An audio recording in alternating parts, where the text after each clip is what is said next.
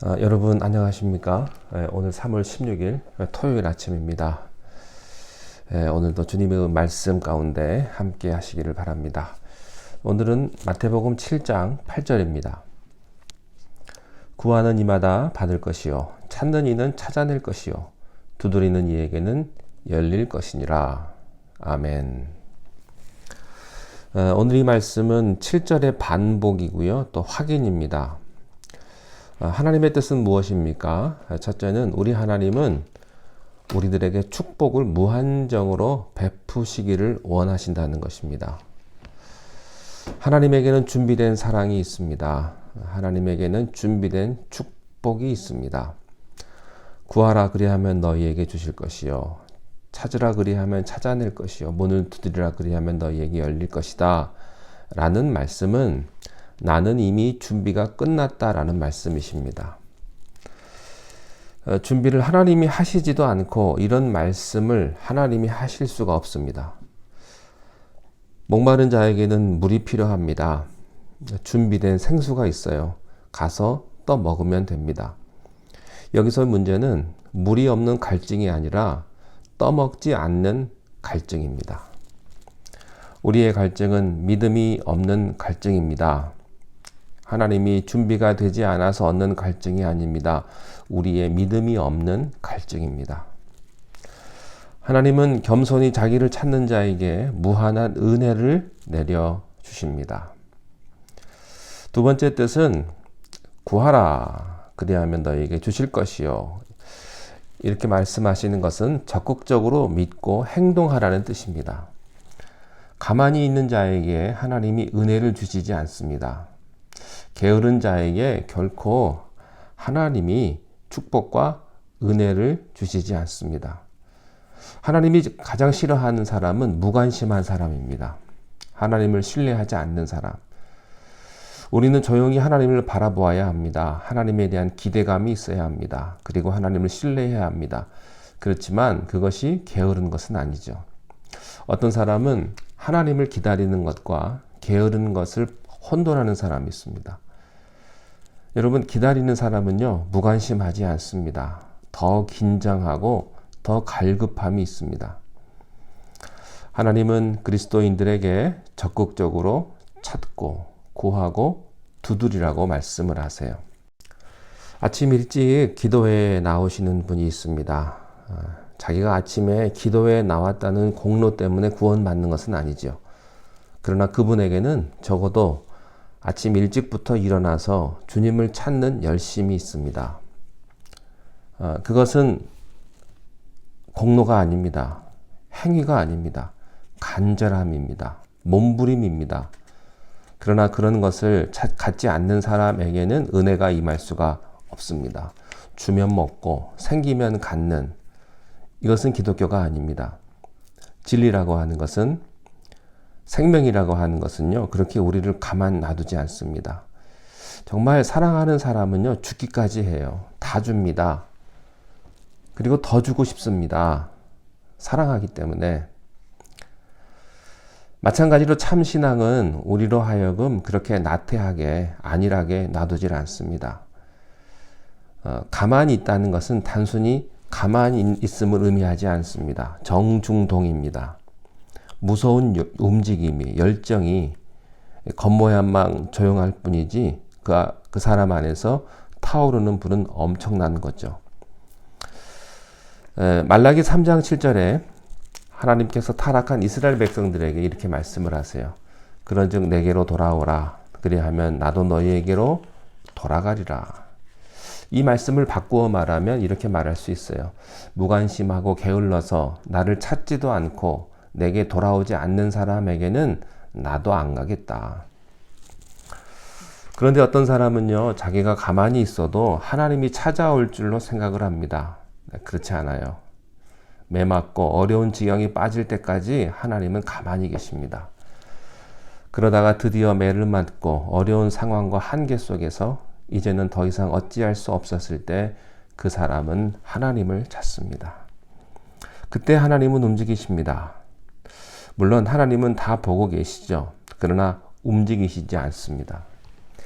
여러분, 베드로가요, 마지막에 물고기를 잡으러 다시 갔을 때 밤이 맞도록 아무것도 잡지를 못했습니다.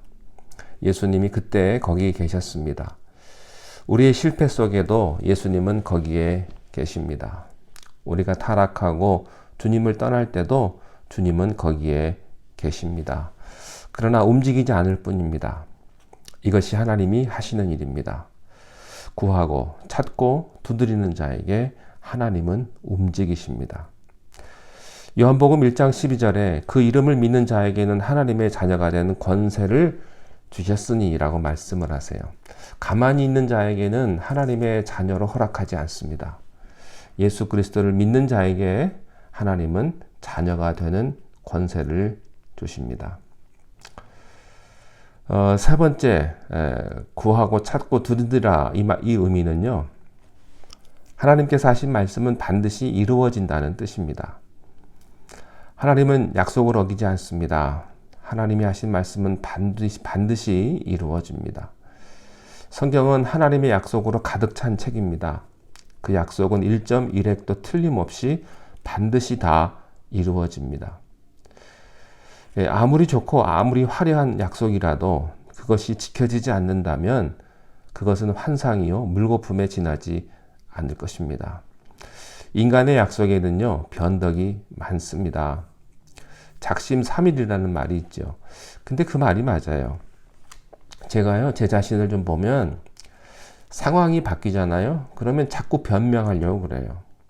그래서 어떤 사람에게는 그게 신실하게 보일지 모르겠습니다만 또 어떤 사람에게는 거짓말쟁이처럼 보일 수도 있다는 것을 인정하지 않을 수 없습니다.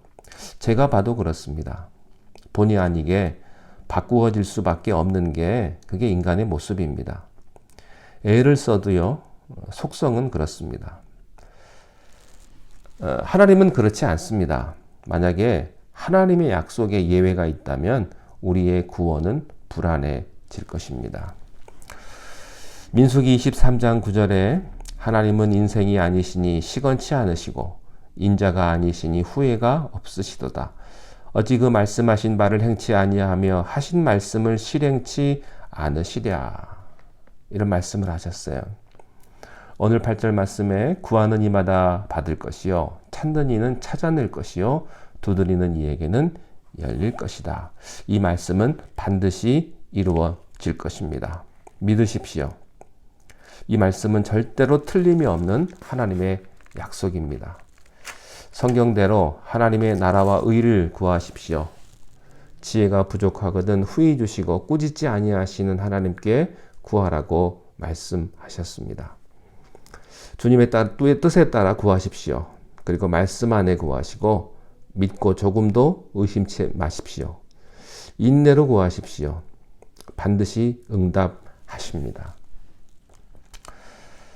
예레미야 29장에 너희가 전심으로 나를 찾고 찾으면 나를 만나리라.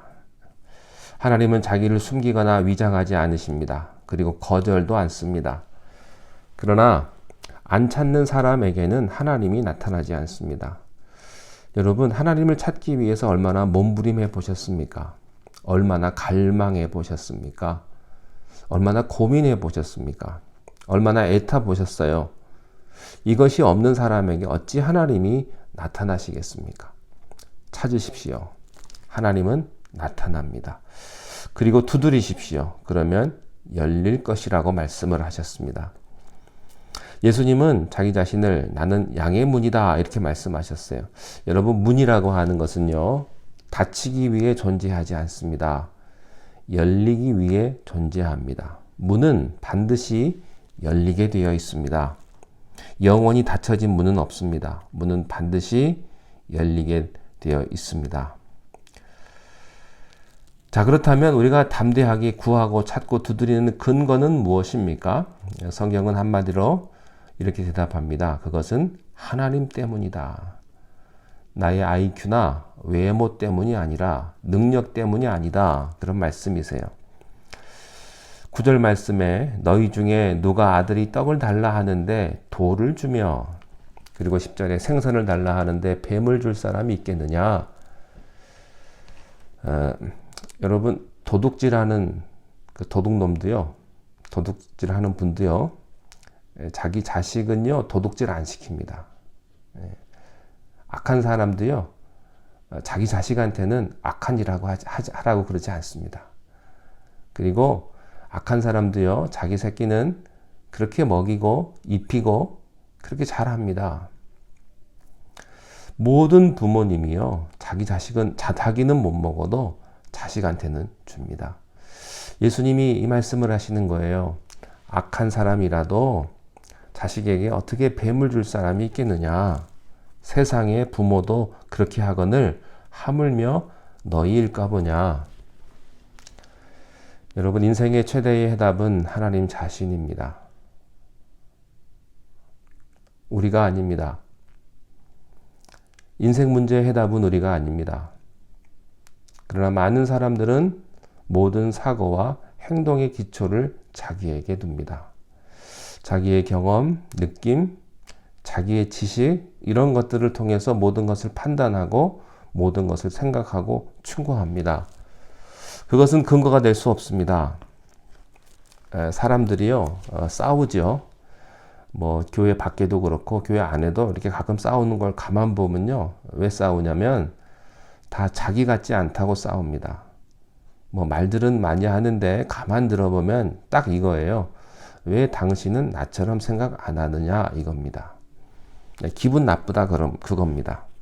그럼 자기 자신은 뭐냐? 제일 만족 못하는 게 자기가 자기에게 제일 만족을 못합니다. 근데 사람들은요, 자기식으로 사고하지 아니하고 자기식으로 말하지 않는다고 화를 냅니다. 그게 인간입니다.